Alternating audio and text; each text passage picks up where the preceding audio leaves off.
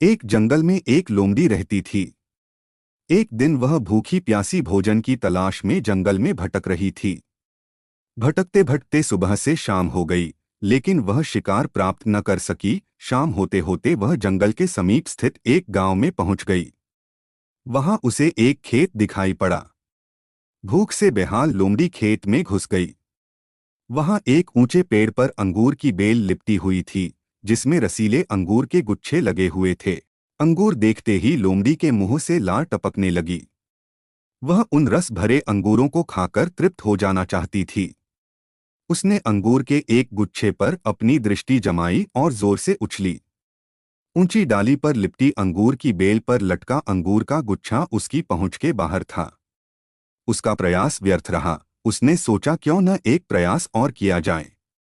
इस बार वह थोड़ा और जोर लगाकर उछली, लेकिन इस बार भी अंगूर तक पहुंचने में नाकाम रही। कुछ देर तक वह उछल-उछलकर अंगूर तक पहुंचने का प्रयास करती रही, लेकिन दिन भर की जंगल में भटकी थकी हुई भूखी प्यासी लोमड़ी आखिर कितना प्रयास करती। वह थककर पेड़ के नीचे बैठ गई और ललचाई नजरों से अंगूर को देखने लगी। वह समझ गई कि अंगूर तक पहुंचना उसके बस के बाहर है। इसलिए कुछ देर अंगूरों को ताकने के बाद वह उठी और वहां से जाने लगी। वह अंगूर खाने का विचार त्याग चुकी थी। पास ही एक पेड़ पर बैठा बंदर उसे बहुत देर से देख रहा था। उसे जाते हुए देख वह खुद को रोक नहीं पाया और पूछ बैठा, क्या हुआ लोमड़ी बहन? वापस क्यों जा रही हो? अंगूर नहीं खाओगी? लोमड़ी रुकी और बंदर को देखकर फीकी मुस्कान के साथ बोली, नहीं बंदर भाई, मैं ऐसे अंगूर नहीं खाती। ये तो खट्टे हैं।